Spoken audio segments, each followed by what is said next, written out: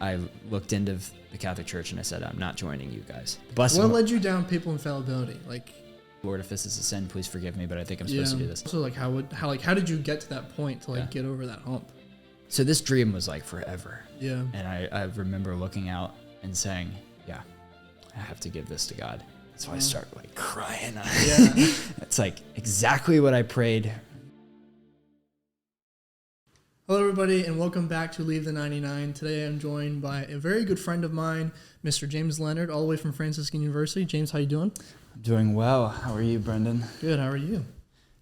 Doing fine. Doing good. Right. You having a good time coming back from school? Yeah, it's been good because, I was away because where I go to school at Franciscan in Ohio, we have study abroad in Austria, and it was this semester that I was able to go, and so I spent 5 months, going around Europe and trying to do okay on exams at the same time. Yeah. And then, so I've just been kind of resting and getting ready for another. What country did you visit the most besides Austria? Germany.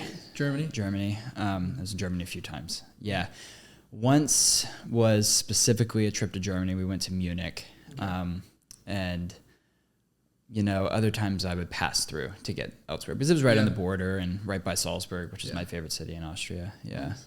Yeah. Sweet. Well, thank you for being on here. Yeah, of course. For everybody watching, James, just like he said, he's a Franciscan University student. He's actually going to be graduating in the next coming year, which is crazy. He's been a good friend of mine. I met him in high school.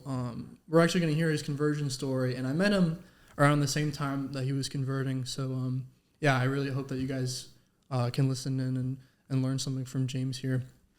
James is also currently discerning religious life as well. I am. And you'll hopefully hear something from him about that later on in today's podcast. James is a theology major as well, and he also is partaking in a ministry called Kinetic Catholic, which his good friend Keaton Gummerson. Yeah. He's over there in Franciscan. He's doing great work. He's a great guy. Yeah. So we're going to dive right in. Just to start off, very lightly, James, what was, your faith background when you were young, and how'd you grow up with the faith? Yeah. So I grew up Methodist, right? I was baptized as a baby, in the Methodist church. And we were sort of the family, we would try to go every Sunday. It wouldn't happen, every week, but for the most part, we went to either the traditional service or, later on the contemporary service they call. And it was good. Like I had a good upbringing in the Methodist church. What was the difference between traditional and contemporary?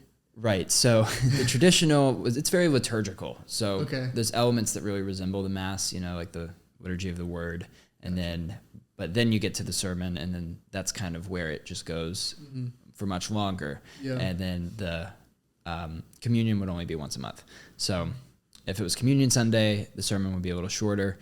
So that's and then the contemporary was very much just a lot of music, long sermon, a lot of amens, sort of thing. So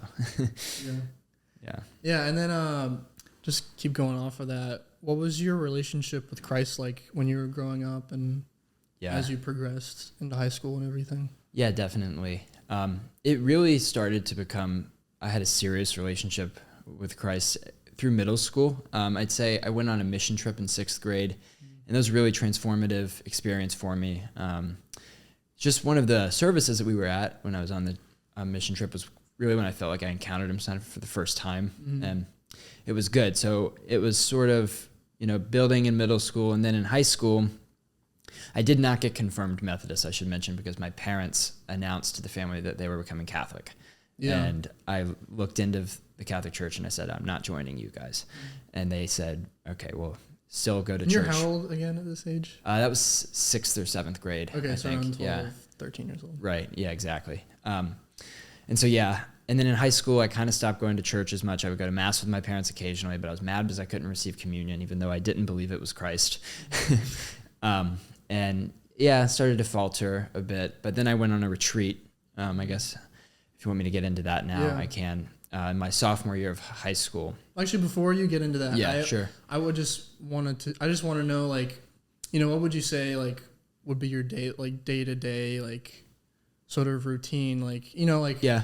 from middle school and like when your parents said that they were Catholic, like what was your disposition, I guess, towards the Catholic faith in general? I know you said you didn't want to, but why? Yeah, definitely. Because when they said this, the first thing that crossed my mind was, well, that's boring, right? Because we visited a Catholic church for Methodist confirmation, which I ended up dropping out of. Yeah. And I said, it was just boring. There was no good music. I think I was used to going to the contemporary service at this point. And I was like, and then they explained what they believed about the Eucharist. And I said, that's preposterous.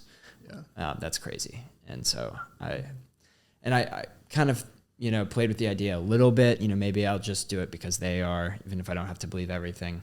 But I ended up not as a middle schooler or even like in the beginning of high school. So it was not I wasn't angry at them for converting. I was just confused. I was like, why? This doesn't make any sense. Yeah. What was the rest of your family's reaction to them? Probably pretty similar to mine. Okay. I know that my mother's parents, that was a hard conversation, I think, specifically because, rural South Carolina, Bible Belt, Pentecostal, Baptist. Yeah. And, they really have come around, I think. Some conversations for them were easier than others, just like for me when I ended up. Yeah, of course. Yeah. Of course. Well, yeah, now you can get into it. Definitely. And so I went on a non-denominational retreat my sophomore year of high school. It was here in Myrtle Beach area, and it was 3 days. It was basically modeled like a silent retreat, but also very focused on community. So we didn't have our phones. We were very cut off from the outside world. And I went on it because I knew a lot of people who had been on it, and they said they had a transformative experience. And my faith had started to kind of lack at this point. I wouldn't say I was agnostic, but I wouldn't say that faith was an everyday part of my life. Prayer was not an everyday part of my life. And church on Sunday was certainly not a weekly thing. Yeah. And I knew that I was missing something because, I wasn't that happy then. And so I go on this retreat hoping for kind of a transformative experience. And I'm like 2 days in, other people are having just profound things. They're encountering the Lord, and I'm getting jealous. And I had said to God, I was like, okay, you have these 3 days. You kind of not only just convince me you're real, but show me that you love me, I think is what I really. And my, the last talk of the last night, I had a Bible verse that day that we all would have a new one every day that we'd pray with, and they were different for every person. And I'm just kind of mad. The talk had ended. It was a good talk. I don't remember what it was about. And the preacher comes down off the stage and sits down in the chair. And the routine was this was silent prayer time where you reflect. And I make this prayer, and I remember it. My verse was Revelation 3:20, behold, I stand at the door and knock. I said, Lord, if you are knocking on the door to my heart, you have to show me, and you have to show me that I have to let you in because I don't feel your presence. And then as soon as I said amen, the preacher stood up from the front row and he walks back up onto the stage and he goes, I just feel that I really have to say that the Lord is knocking on the door to your heart and that you are the only person who can let God into your life. And so I start crying. Yeah. It's exactly what I prayed right before. And it amazes me to this day, thinking back to that. And then after that moment, I remember I make a very simple prayer. It's Jesus, I want to love you and I want to know you, along those lines. Yeah. And then that ends up, obviously, it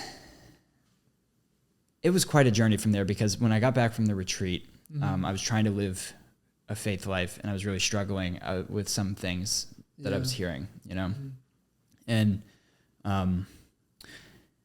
I think I started to have a curiosity about the Eucharist was the first thing. Sure. Yeah, because I knew what my parents believed about it. Yeah. I also want to ask, what was you said that experience really, was a game changer for you. Certainly. And you said that you wanted to try and live a more virtuous life. How was that obviously, your interest in the Eucharist was obviously, coming up. But between that, what were you trying to do beforehand? Because your parents were Catholic at that point, right? And like, what were you trying to do, I guess? I'm just curious. Yeah, no, I remember this time in my life very, very well. I would read the Bible for about a half hour every day. I was trying to get through the Gospels because I'd never read the Gospels before. I'd heard most, if not all, of the stories, growing up. Yeah. But I really wanted to read it for myself and then read the New Testament letters as well. So it was really based in Scripture, which is great, Yeah. And praying, and it was very much intercessory prayer. I would think of everything I needed to pray for, and this is sort of where my relationship was kind of stemming from. But then there would be times where I would really speak honestly with God and really wrestle with certain questions in my life. And because, that year of high school, sophomore year coming into junior year, because it was around the summertime, is when things like college decisions start heating up, Yeah. So there's like decisions that need to be made. So I remember praying a good bit about that. So it was mainly reading Scripture, interceding for people. I had like a prayer journal that I would write people's names in and pray for them. And also, trying to live more virtuously, like watching the music I'm listening to, trying to spend less time on my phone, because I realized when I was at this retreat, how happy I was without it. Phone, yeah. So that's, Yeah. Okay. It was hard because, I didn't have many friends that were, I had, all of my friends were Christian, but we never really got together. Actually we would, but I wasn't vulnerable in it. So I wasn't really putting myself out there to be, formed better. Yeah, I guess. Yeah. Okay. Well, you can keep going. Yeah, definitely. So around this time, I'm thinking, I just want to love Jesus more. I want to know him more, and I don't know how, and it started to come into my mind about what Catholics believed about the Eucharist. And I just remember very specifically thinking, if that is true, that's everything I'd ever want. Yeah, because it literally is. Right, that's Christ, receiving him and being in communion with him. And I didn't believe it, and I wanted to. And so I started kind of looking on my own, I didn't tell my parents yet. I was just trying to read about it. I didn't know where to look, though. So I tried in vain for a few weeks with that. And I finally kind of just asked my mom, and I try to be really chill about it. I'm like, so Mom, just if I was more curious about the Catholic Church, where would I kind of find, just curious, and she, God bless her. She, I lit up, but she saw through it, I think. And she was like, you have to read Rome Sweet Home by Dr. Scott Hahn. He's a professor at a school in Ohio. I go to this school now. Yeah. Anyways, so I go, okay. Which is awesome. It is. It's so cool. And my parents told me later that they had prayed that one of their kids would go there. Wow. Sorry. You're fine. And so she gives me this book. I read it in 2 days. It's short. It's not that long. It's his conversion story from being a Presbyterian minister, and also his wife's conversion story, who came into the church. And he was an anti-Catholic. Very. Yeah. Very Calvinist, very. Yeah. And I was learning just so much about the Protestant faith reading this too, because I'm like, I didn't know this is what I was supposed to believe. And then, that doesn't really make sense. What he's saying about what he's finding in the Catholic Church actually makes a little bit more sense to me. Yeah, wow. So some things, I would say that there was an order of what came first and what came last. And what came first was belief in the Eucharist, because I really wanted to believe it. Yeah. And my dad, very clever, one day said, you should go read your book. There's this little chapel at the Catholic Church. It's called an adoration chapel. You should go read there. I go, okay. And I go, what do I do? He's like, just walk in, like Mom and I do, where we genuflect and we make the sign of the cross. And you just sit there and read, and you can pray too, because that's where, the Eucharist is exposed. And I go, oh, okay. And so I do that. The finesse of your dad is insane there. It was very good. Very clever. Yeah, very clever. We didn't say, oh, you got to know. It was just like, hey, here's an idea. So I started doing that. And I felt like an interior sort of, I loved being there.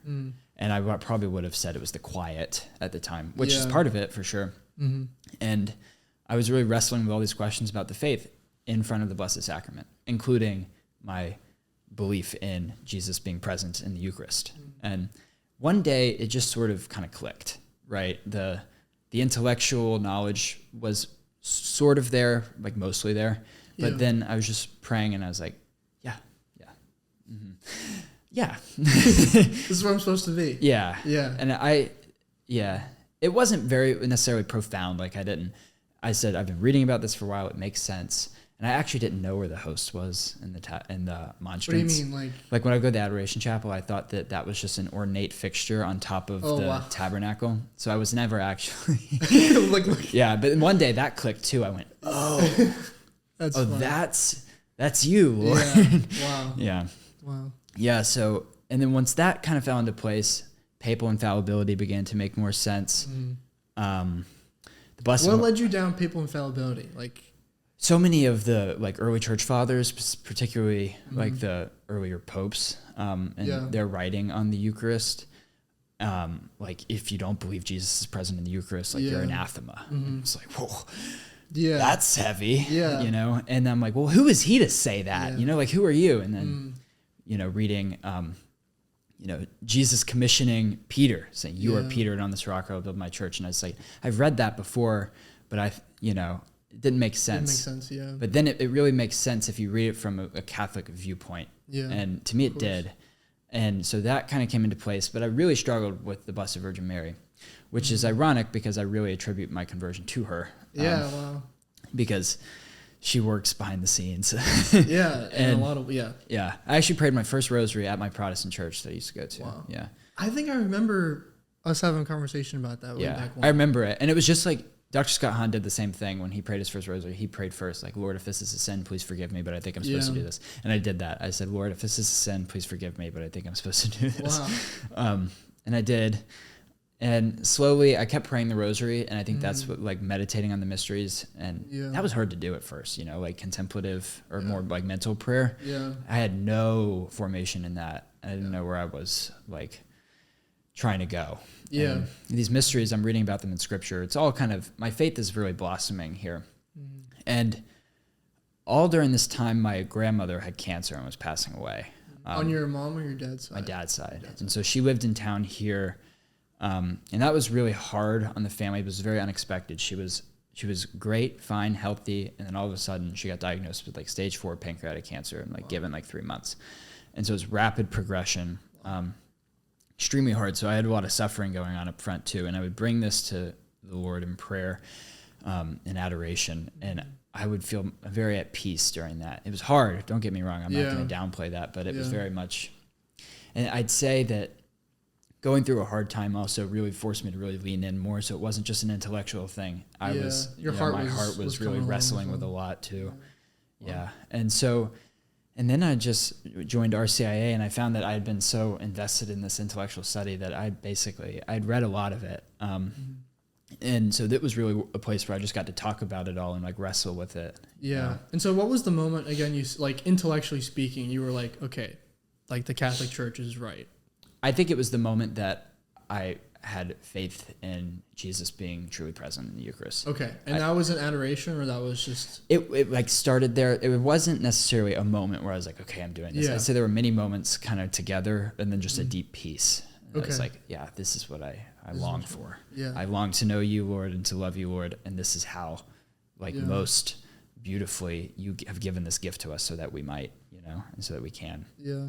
And and I told my parents, I said, I want to do RCIA. I want to come into the church. And I think that was probably, the retreat was in March of that year, or May, sorry.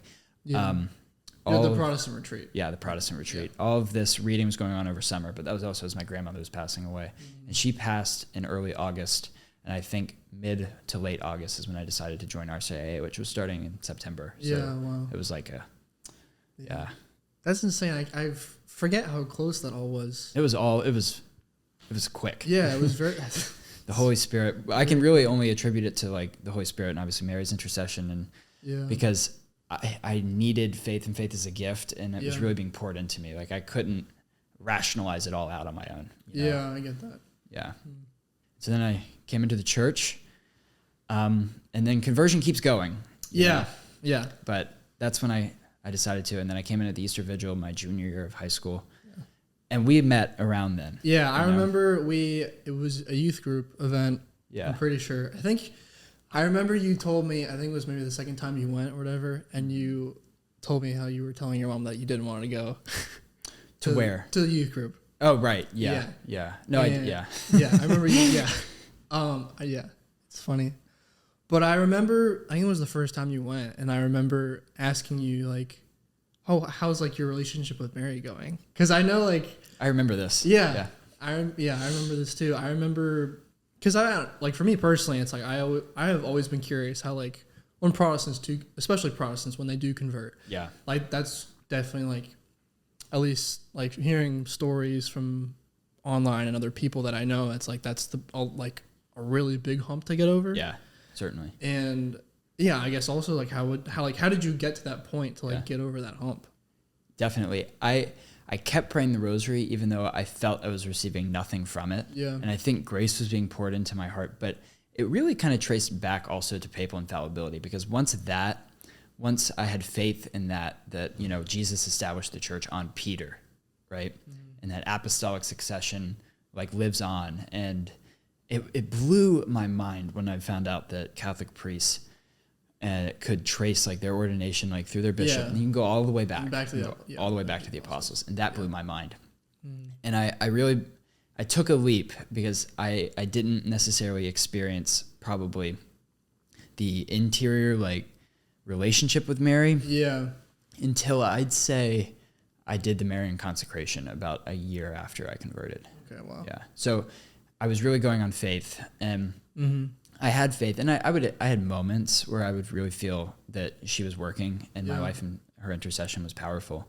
But I think once I was preparing for the consecration and reading about, just all the different saints, what they wrote on her, you know, St. Maximilian Kolbe, St. John Paul II, St. Louis de Montfort, all of them, I like fell in love with her as like my mother, you know, and then right after I did the consecration, I went to Lourdes, France. Yeah, for was it World Youth Day? World Youth Day, yeah. And so this was a year after I converted. And so I'd say, honestly, getting over the hump was a leap of faith.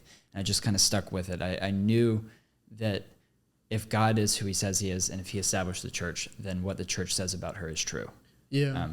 And I didn't have the theological formation to understand like the Marian dogmas, like the Immaculate Conception, the perpetual virginity, you know, Mother of God made sense to me. So I was like, well, if she's Mother of Jesus and Jesus is God, she's Mother of God. That one was just like a syllogism. Of course.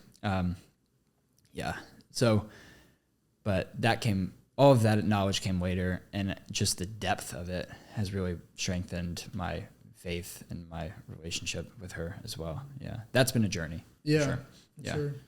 So James, tell me a little bit about the summer after you were converted and initiated in the faith. Yeah. Sort of like your journey of like, you know, now I am Catholic.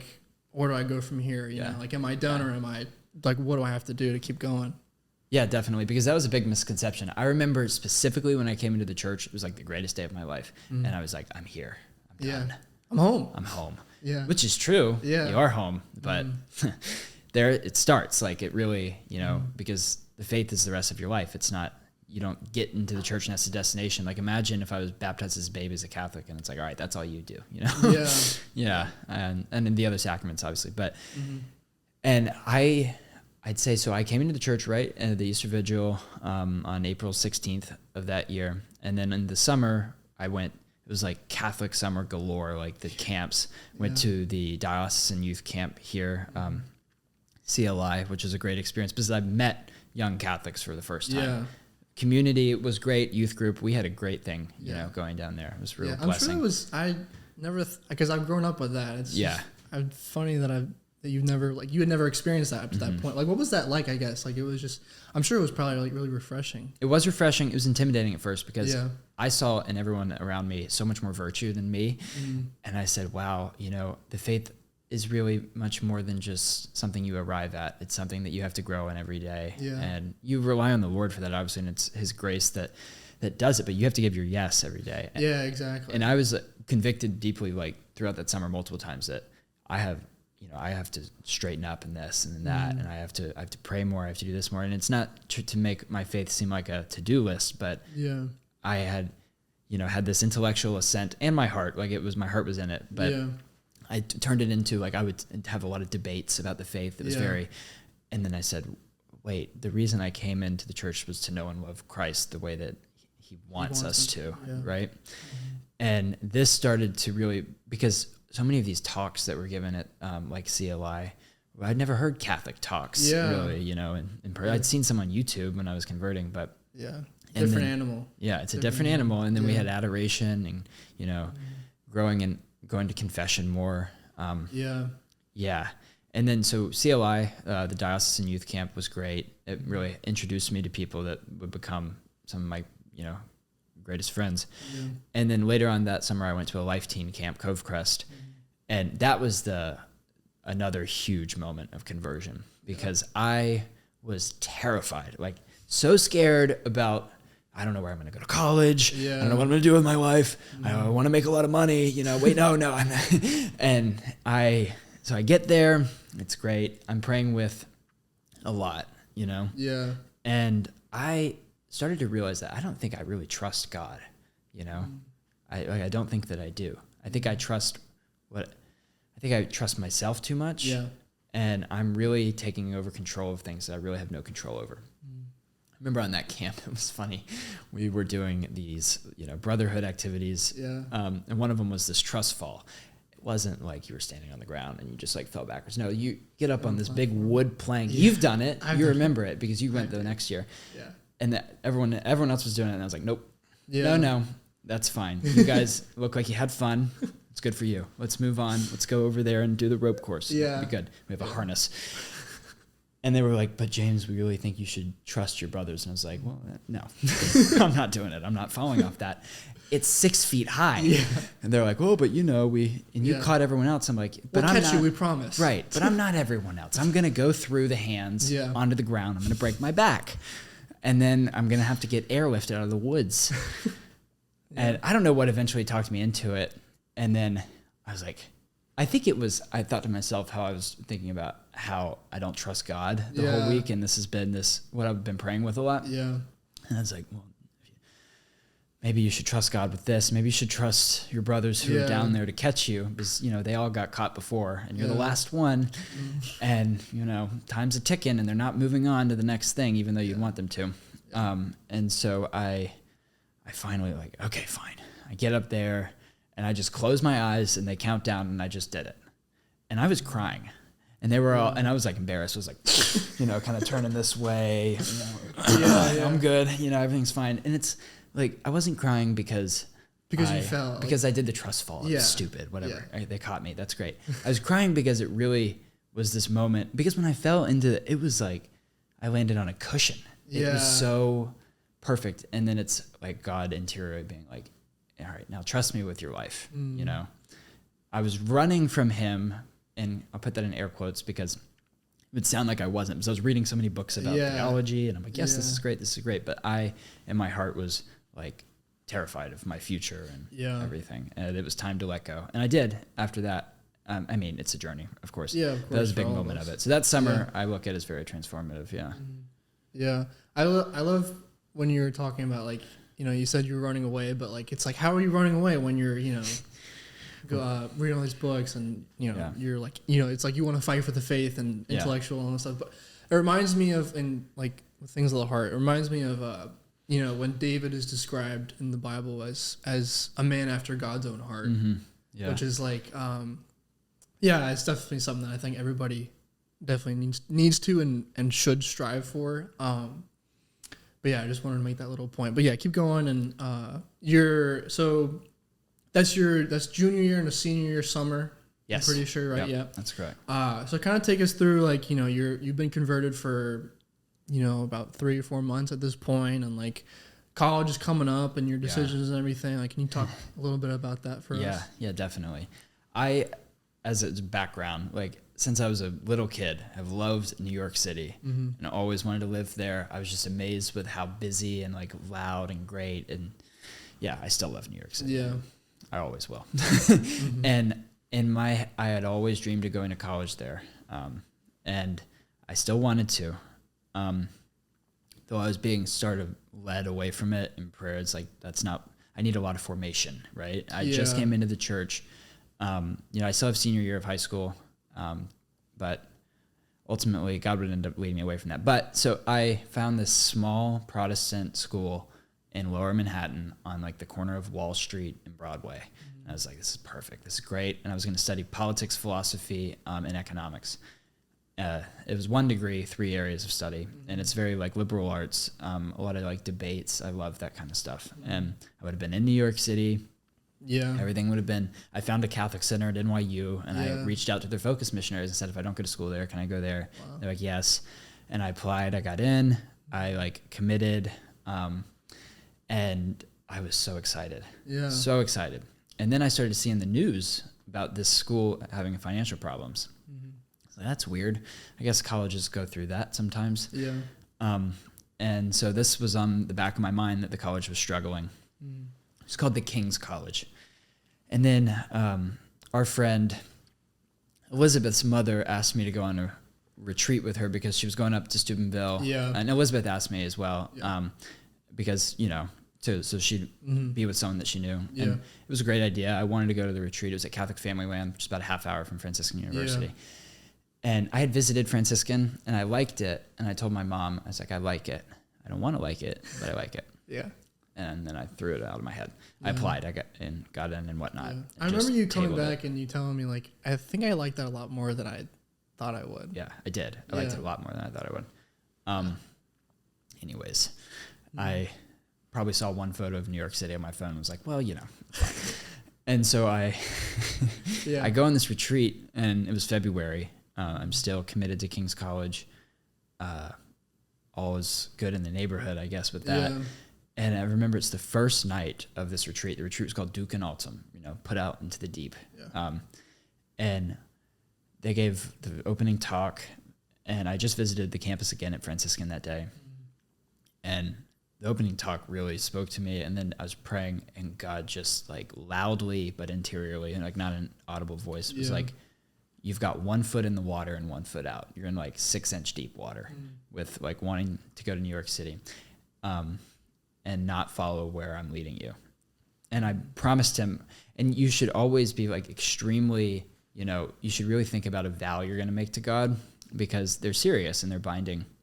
And in that moment, I promised him with everything that I had that I would go to Franciscan University. And I couldn't even believe I did it. And I did it with my will. Like I meant it. I really meant it. And I had such a peace after that. That was the best retreat I've been on. And it was, I came home and I was just like free. Well, on the way home, my layover was in LaGuardia Airport in New York. Yeah. Oh, yeah. And I remember I was looking out the airplane window, and I had the whole skyline of the city. I was like on that side of the plane. And I said, are you really going to do this? Are you really going to give that up? I told my kindergarten teacher that was from New York City. I was born here. You know that. Yeah. In kindergarten. Yeah. So this dream was like forever. Yeah. And I remember looking out and saying, yeah, I have to give this to God. And then I did. Yeah. And I went to Franciscan. And it was so much more than just making the choice of college, because Franciscan has given me so much formation and like virtue and living the faith and having close and truly knowing what like Catholic culture like looks like. Yeah. I think that's a big, what the world should look like. Yeah. What we want to strive for. You know? Yeah. That's definitely a big thing with, you know, like authentic Catholic universities. And, you know, we keep praying for more that pop up, you know, hopefully in the next years. Like Ave and Franciscan, it's what the world needs more of that. Yeah, exactly. Seeing like authentic Catholic culture is like, it changes your internal disposition of like, you know, like what living a faithful life looks like. Yeah. I think a lot of us have perspectives of like, oh, like, you know, you're uptight, you have like, you can't, like, it's like everything you can't do. Yeah. But it's like the virtuous life becomes like, just like, I want to keep doing this. Like, and it's like an organic transformation that happens with that. Yeah. And obviously it's Christ who works through that. Yeah. But yeah, beautiful. And, and also, you know, you're also discerning religious life. I am. And, I kind of wanted to also see like, you know, that happened at Franciscan. It did, right. And if you could just talk a little bit about your journey in that so far. Yeah. I was not discerning right away. And I wasn't very open to it. I remember I had made a promise in Fatima when I went to World Youth Day. This lovely religious sister who I've been able to meet again since it happened, who I did not know there, who was not with our group, who just looked at me after we'd been introduced by like a mutual friend. And she said, you need to go make a promise to Our Lady. And it's like, what promise? Like, what do I need to? And so I go into the basilica, and I took it seriously, and I was like, what could I? And it kind of was pretty immediate because it had been on my heart a bit. And I'd always brush it off. It's like, it's too early. Like, you just converted, like, let's just live your faith. And if God wants that, he'll bring it up. And I didn't want to be a priest.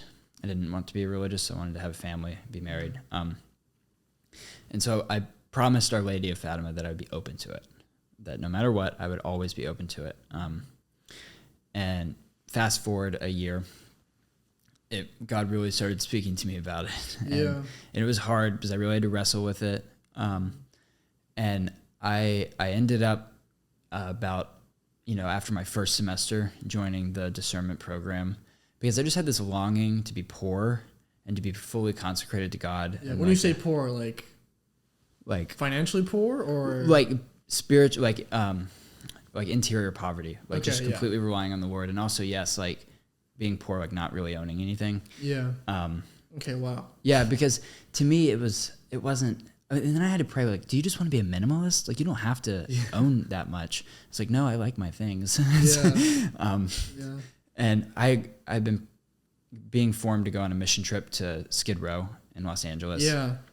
And I came alive there in a way that I hadn't before. And I said, I think this is what I'm meant to do. And I'm not sure, this is where it's been trending for a while. Yeah, I think whatever I end up doing in life, it will be in some capacity working for the church or teaching or something. But this desire is there for me. And I don't want to sound like, I don't want to give any discernment really advice because I'm not qualified for that. You should reach out to a vocations director if you're discerning or if you're feeling that push. But just in my own personal life, I just know that I can say that if fear is what's holding you back, to, really bring that to prayer and try to surrender. That's easier said than done.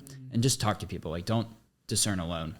And so that's why I joined the discernment household. That was at Franciscan. It was an amazing experience for me. It's called the Priesthood Discernment Program.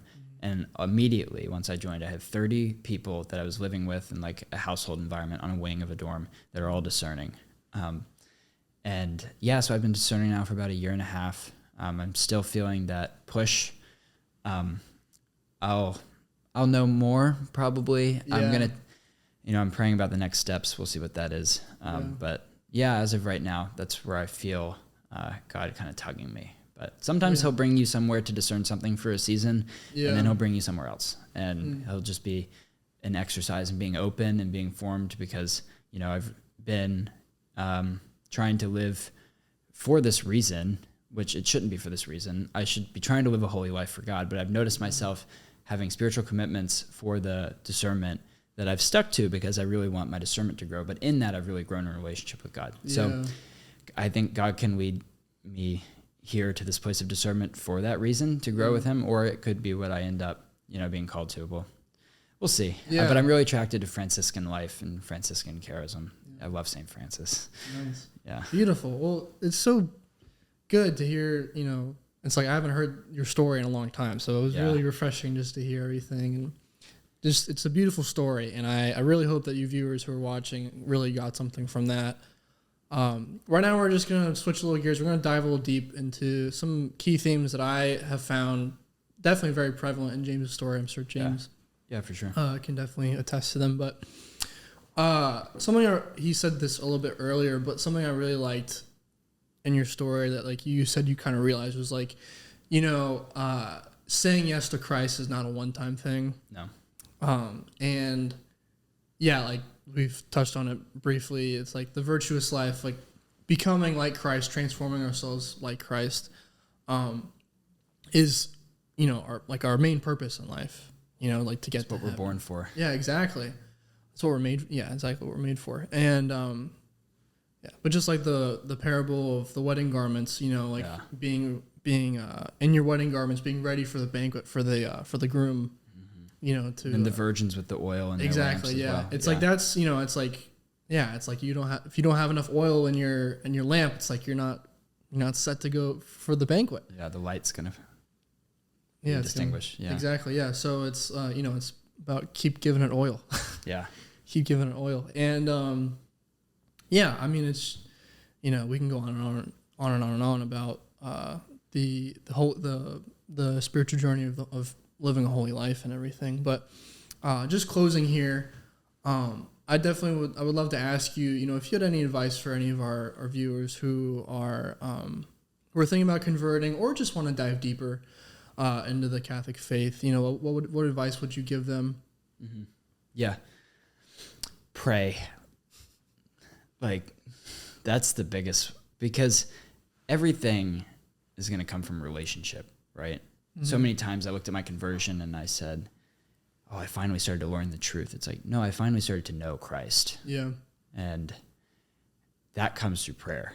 Without sitting in the adoration chapel and just pouring my heart out to him, even when I didn't even know if he was present there, I don't know if I'd be here. It all came from relationship. It all came from prayer. And that making small acts of trust, right? Like the trust fall from earlier. Yeah, but yeah.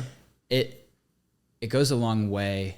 It went a long way for me to, prayer gave me a lot of self-knowledge. And when you know yourself, it's easier to give yourself away and like give yourself to the Lord and like what he wants to do. Because ultimately, if he's calling you to convert, which I truly believe he is, because the Catholic Church is what we're made for. It's where we're, Christ has given it to us as such a gift to have salvation one day through the sacraments and through his grace, is that if you pray and if you're open, he's gonna help your will to align with what his will is. Because if I go back and look and see, if God just told me that I was called to become a Catholic, but he didn't prepare me and we didn't really wrestle with it, it's not a free gift, Yeah, and also you wouldn't really know what to do with it. Right, either. exactly. Yeah. It's, making your life a life of prayer. Yeah. Is the first thing I would say. Mm-hmm. The other thing I would say is to don't convert alone, right? Lean on people. Yeah. A lot of my journey was alone reading a book in my room where I really probably could have reached out and talked to more people about the faith, because I had a lot of questions. I didn't know where to get the answers. Mm-hmm. And, Catholic Answers is great, but it's like on a piece of paper, but I wanted to keep asking more and more and more. Exactly. It's to really seek out, other Catholics. And if you are Catholic and you're wanting to have experienced this continuing conversion, this metanoia, this turning toward Jesus, turning toward the Lord every day, it's really asking him, what are you asking of me right now? Mm-hmm. Lord, like where do you want me to go? Because he's going to reveal it in steps. Like that's what it's been for my life. Yeah. And then, reading scripture and knowing that penance, which is like necessary to grow in virtue, is not necessarily only exterior acts, right? Yeah. Exterior acts are a great form of penance, but if they're not, bringing your interior life closer to loving God and his will, then so just, practice the virtue of charity, like love people, serve, just get involved. Mission trips really helped me with that, because I saw Christ in the poor. Yeah, it also teaches you a little bit of humility. It does, a lot of humility. Yeah, because not only do you learn that that you have a lot of blessings in life, but you also learn that you're really weak. And I don't say that to be like, oh, you're weak. Yeah. No, we all are, and that's how we actually approach God. It's like Saint Teresa's little way, like we need an elevator, right? Yeah, we need more than an elevator. Yeah, no, I need like a supersonic jet. Yeah. Anyways, and that's what Christ is. He is the supersonic jet. Exactly. And so I would just pray, like if you aren't used to doing a holy hour, do a holy half hour. If you can't sit still really for that, which I can't still sometimes, it's turn that into a prayer. Like, Lord, I'm really distracted right now with this. And just find something to talk to him about, because he wants to hear you, and he wants you to know how much he loves you, and he wants you to experience that. He's not hiding himself from you, If anyone's hiding, it's you. We hide from him, and I'm really good at hiding. I still hide a lot. Yeah. But overall, like, conversion to the faith, don't do it alone, pray, and just seek him with everything that you are and that you have, and live from gratitude. Which is all easier said than done, and make little acts of trust, because the big ones are hard and you need grace for that, but just keep following. If you think he's nudging you this way, keep following him, and you'll know what peace feels like when you experience it. And then going deeper in your faith, it's also pray. And don't do it alone, be in community. I think there's a theme to both of these. It's, seeking God in prayer and then seeking him in friends and friendships, because we're made to be in communion. And I think that communion is essential to growing in faith. Yeah. Communion with God in the Eucharist, like being in a state of grace, going to confession. That's one of being close to the sacraments. Yeah, close to the sacraments. I was terrified of confession when I came into the church. I love going to confession now. I mean, I get embarrassed and stuff, and I'm a human being, and so I don't like saying sometimes when I commit certain sins. But ultimately, when I pray that act of contrition and I kneel before the priest, I know that I'm meeting Christ and his mercy, in real time. Yeah, it's not a man who's there anymore. We believe he's in persona Christi. So. Exactly. Yeah. Yeah. Yeah. So stay close to the sacraments, and pray. And be amongst others that are living their faith. Yeah. Yeah. And then just closing question here. What's your biggest takeaway from your story? Like that you can kind of, if you could pick a moment that was just I don't know, for you, just personally resonates a lot. Can you, if you could pick it out, what would it be? I think I said it a minute ago on accident, basically. And I didn't know that you were going to ask me this, but I'm weak. And I need to thank God that I'm weak, because he's the one that stirred all of this up. He's the one who revealed himself to me. I gave him an ultimatum, don't do that. Yeah. I did. And then I committed elsewhere in another school when I knew that wasn't what I was supposed to do. Yeah. And then he let me make that decision. He keeps showing up. I think the biggest takeaway is that, I am weak, and God factors in my stupidity when he has a plan for my life. And he loves me. I see love. My whole conversion story is a love story. Yeah. I'd say that's my biggest takeaway, because I prayed to Jesus. I said, let me fall in love with you. And that's what this has been. Yeah. Beautiful. Yeah. Beautiful. Well, James, thank you so much for being on the podcast, on the Thanks show for having here. me. This is fun. Yeah, I know. Yeah, it's great. I'm just so I'm so happy that you were able to get on the show and everything. And yeah, God's doing great work through you. And I personally am can't wait to see where he keeps leading you. Yeah, likewise for you. Yeah, for sure. Yeah. But yeah, thank you everybody for watching.